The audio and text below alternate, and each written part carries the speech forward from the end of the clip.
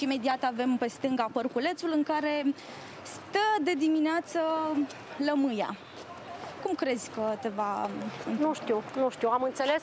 Eu cred că o fi aflat între timp. O fi sunat-o cineva să-i spună că vin la ea, probabil. Ea te așteaptă, își dorește. Discursul ei s-a schimbat de dimineață, de la amenințări la... Hai să vedem. Că am văzut-o că e destul de schimbătoare, adică joacă bine rolul ăsta, știi? Își dorește foarte mult să vorbească cu tine. Dacă își dorea, putea să vină să vorbească cu mine, nu să facă... A trimis-o pe Antoanela, care... Hei, lămâia, ce faci? Știi cine sunt? Ce faci? Ești bine? Da, sunt bine. Ce faci tu aici? Ce să fac, doamnă? Ți-am venit să-mi iei interviu. Aș dori să vă cer iertare. Îmi cer iertare de deranj, fiindcă mulțumesc frumos că mi-ați dat un bilet până în Tel Aviv, Ierusalim. Să vă dea Dumnezeu sănătate. Iertați-mă, fiindcă ce-am făcut... Nu te pune în genunchi. Stai un pic, stai. Lămâia, dar zi-mi, te rog, cine ți-a zis ție că eu v-am furat banii, ție și lui Antoanela? Cine v-a zis să veniți aici? Ea o scos ideea. Cine? Ea o scos ideea în autobuz, în tren. Care ea? Antoanela? Da, Antoanela. Dar nu v-a zis nimeni, duceți-vă acolo, că are Mirela, v-a furat 300 de milioane, duceți-vă să vi dea? Cine v-a zis? Cine v-a zis? Antoanela Grigoraș, prima dată, a scos ideea. A spus în primul rând că, din păcate, eu știu ce vreau să fac lui Mirela Badar. Eu îi fac figura, i-a spus de mai multe ori. Cui i-a spus? Miș, era și călători, foarte mulți călători. Păi și tu de ce n-ai oprit-o? De ce ai lăsat-o? Nu ne-am spus nimic, doamna Mirela. Păi știu, dar tu chiar crezi că eu v-am furat vouă banii? Nu. Ai venit tu vreodată la mine, te-ai întâlnit cu mine, mi-ai zis tu că vreau să te ajut și eu nu te-am ajutat? Ne-am întâlnit noi vreodată?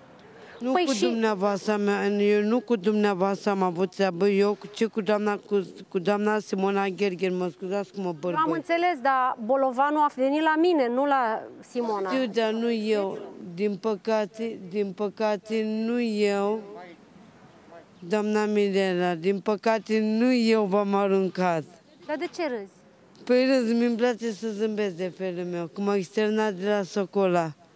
M-a externat. Păi și cu ce bani ai venit-o până aici la București? De unde ai avut bani de tren?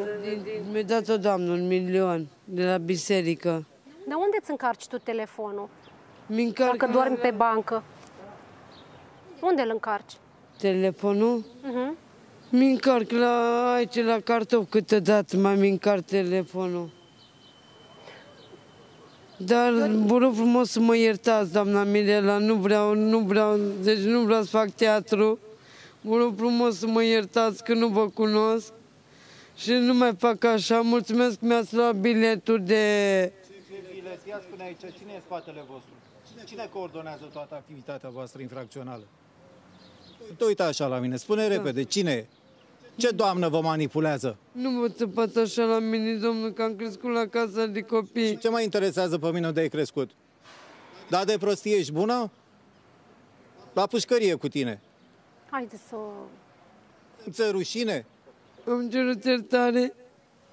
Deci, Lămâia, eu vreau să știi de la mine că eu nu am furat niciodată vreun ban de nicăieri. Da. Nu am să-ți datorez ție nici Antoanelei niciun ban. Da. Cine v-a spus lucrul ăsta v-a folosit, v-a mințit și v-a trimis aici, probabil, ca să se răzbune sau să facă ceva la adresa emisiunii. De Antoanela. Eu vreau să știi că eu nu-ți datorez bani nici ție și nici Antoanele. Da, știu. Dacă eu te pot ajuta, dacă am la mine în geantă acum vreo sumă de bani, că tu n-ai ce să mănânci și vrei să mănânci, păi da. Eu pot să te ajut cu o mică sumă de bani, un 50 de lei, un 100 de lei, dar eu nu am să-ți datorez ție sute de milioane de lei, așa cum tu ai spus și cum ai învățat-o poate pe Antoanela să spună. Vreau să te liniștești, eu nu-ți vreau răul. Eu nu ți-am făcut niciodată rău, niciodată. Eu am acasă 3 copii, îmi văd de familia mea și vin la muncă zi de zi, cum face tot omul. Vă rog frumos să mă iertați că nu vreau să fac pușcăricute, am plac în cap, am plac în cap. Că eu era să rămân cu sechele fizice pe viață. Putea să-mi vină bolovanul ăla în cap. Tu te gândești la trauma prin care trec eu? Da. Dimineața ai zis că vrei să mă vezi în scaun cu rotile. De ce ai spus așa? Hai, spune. Îmi pare rău. Mai bine ai face să spui cine vă manipulează ca să nu faci pușcărie pe tot restul vieții. Gata, domnul, gata. Nu mai gândi atâta. Hai să facem așa, eu aș vrea să sunăm la poliție, te rog, Ludmila, dacă poți să sun din nou la inspectorul principal de la secția 4, care cunoaște situația și care a fost aici la atac, și hai să mă simt mai liniștită dacă știu că cineva competent o anchetează, că mă simt prost să vin să iau oamenii la întrebări. Poate că ar trebui ca poliția să o ancheteze, să o rețină, să o ospitalizeze. Și dacă este cineva în spatele vostru, e mai bine să spui. Pentru că nu ești tu poate un pericol. Cine? Antonela Grigoraș. Altă persoană. Cine te-a sunat cu număr privat cu o săptămână înainte ca să zică să vii aici? Ai zis că este o persoană de sex feminin. Veronica. Cine e Veronica? Veronica. De unde? Veronica este din Iași. Ai numărul ei? Poți să ne dai și nouă? Nu mai am, mi-am șters numărul ei de telefon. Dar de ce l-ai șters? Fiindcă m-au înjurat, m-au făcut în tot felul. De ce? Că au zis că de ce nu mai vin la Iași. Deci Veronica din Iași. De unde o cunoști tu pe Veronica? Să știu să o căutăm și noi. Veronica? Unde ai întâlnit-o pe Veronica?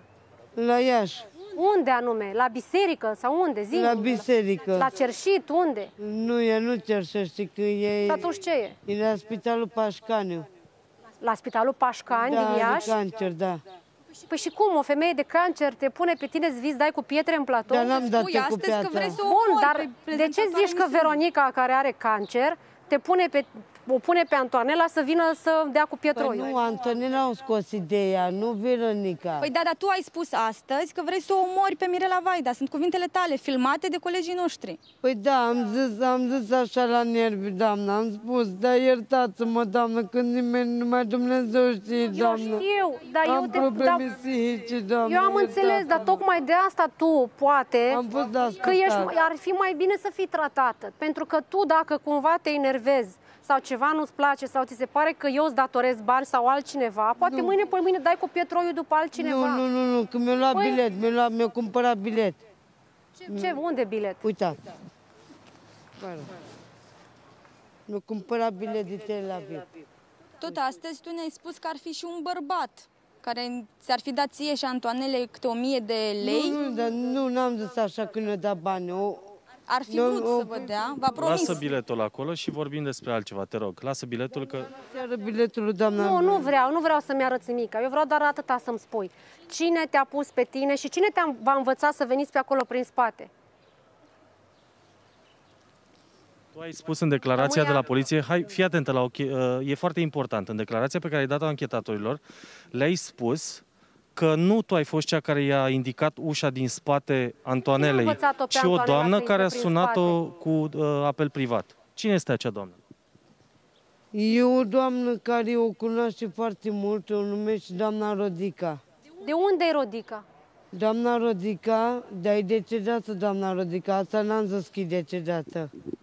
Da, bun, nu, eu cred că cel mai bine ar fi să meargă la poliție, nu... Chemați poliția, de ce-mi faceți Ai timp să te gândești, să spui adevărul, da? De acum încolo, restul vieții tale va fi acolo. Nu, doamna, am zis adevărul. Pune adevărul și mai discutăm pe urmă. Pune adevărul. Bune, hai, zi mai repede. Cine te-a pus? Cred că nu e suficient de nervoasă ca să spun adevărul. Nu la nervi. Da, eu nu vreau să stau când e nervoasă, nu vreau. Nu sunt nervoasă, nu.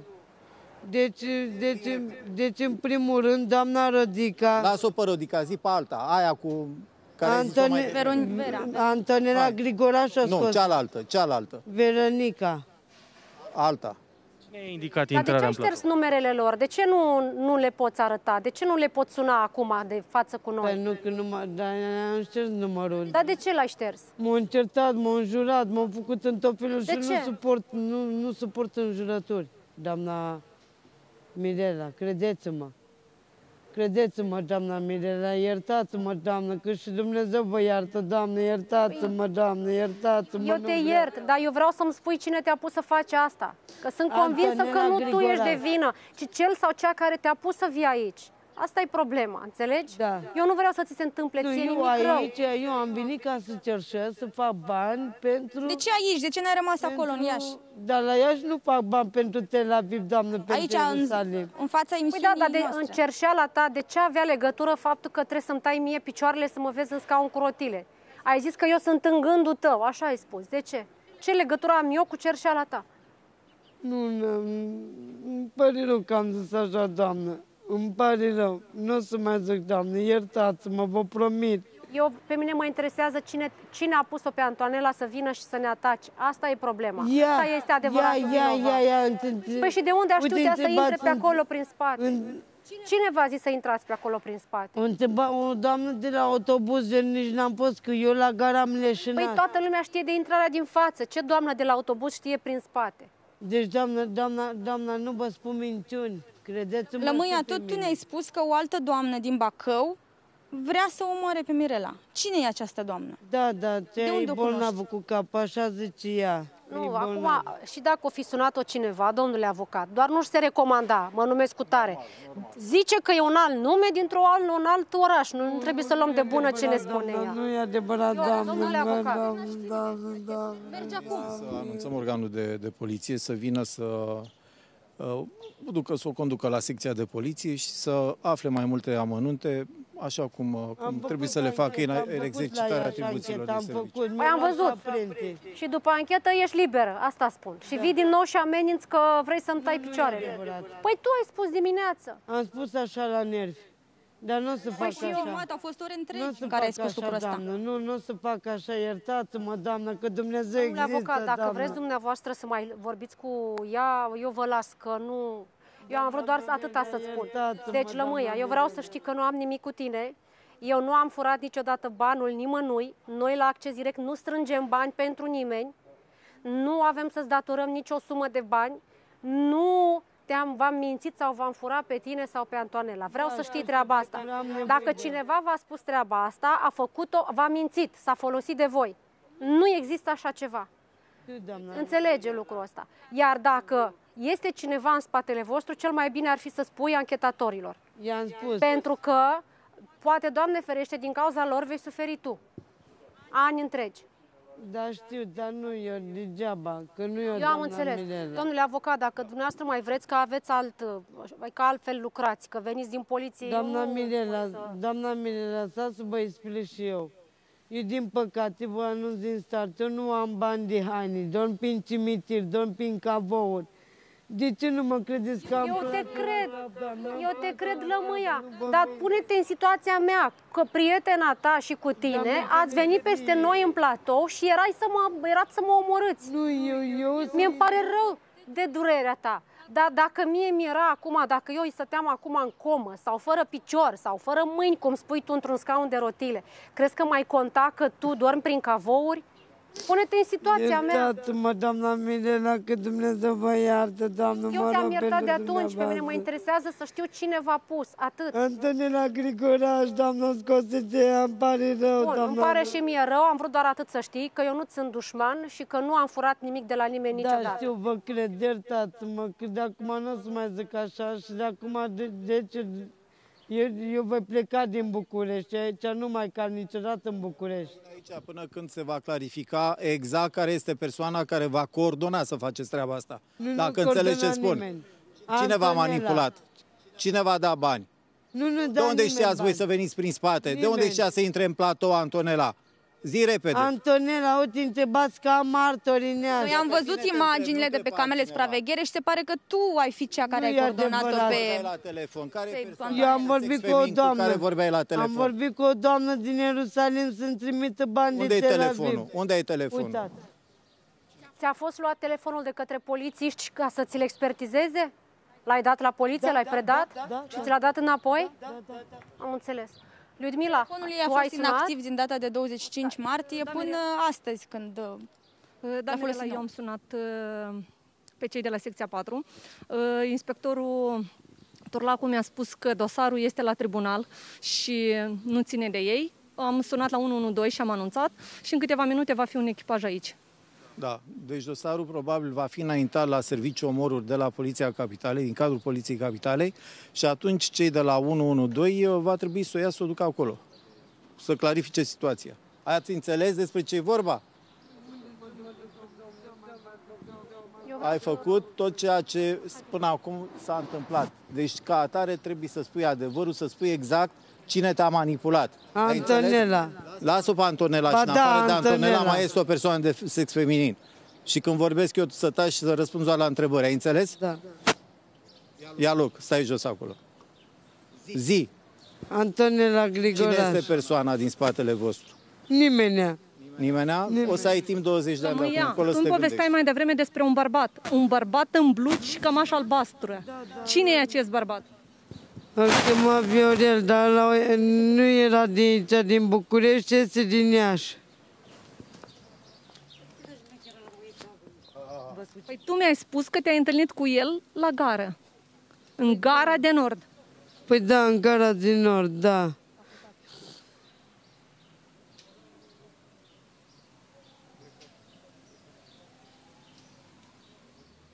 Dar pe o exercitare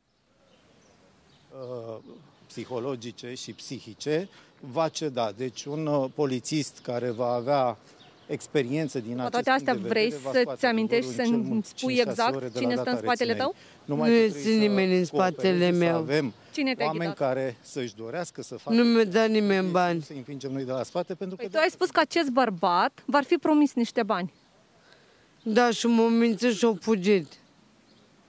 Au fugit, dar nu știu unde, că eu am fost la spital după ce am leșinat jos. În restul nimic nu mi-a sopățit. Altceva n-am ce să mai vă spun, alte minciuni n-am cum să vă spun minciuni. Nu mai vreau să mai cad în belea pe cuvântul meu. Haideți să o lăsăm, pentru că e clar că nu e cea mai fericită persoană, nu are nicio viață de invidiat, are și probleme, că tocmai a ieșit din spital. Mă încearcă un sentiment de milă, de empatie, dar în același timp îmi dau seama că poate ele au fost folosite de cineva. Poate nu sunt ele însele vinovate, nu știu. În orice caz, mă simt mai bine că am vorbit cu ea și că a înțeles că nu i-am făcut niciodată nimic rău, că nu i-am furat niciun ban, că nu sunt eu dușmanul ei de moarte. Nu știu cât a înțeles, nu știu dacă a făcut lucrurile astea doar acum. Reacția ei a fost exact cum ziceam înainte, că s-ar putea să ceară iertare, s-ar putea să fie că oscilează comportamentul. De asta poate cel mai bine locul ei ar fi într-o instituție sub un tratament și așa mai departe. Domnule avocat, cum vi s-a părut? Așa cum am spus, din punctul meu de vedere, are un comportament disimulat, are adevărul absolut, nu îl reneagă în totalitate.